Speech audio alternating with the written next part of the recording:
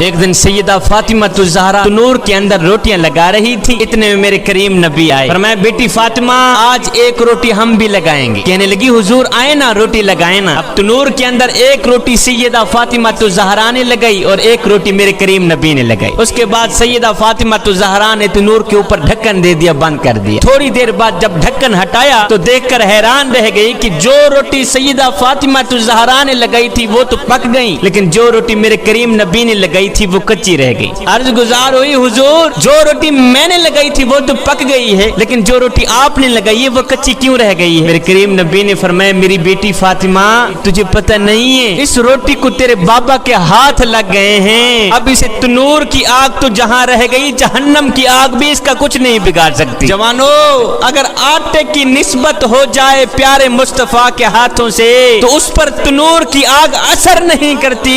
مجھے بتاؤ تو صحیح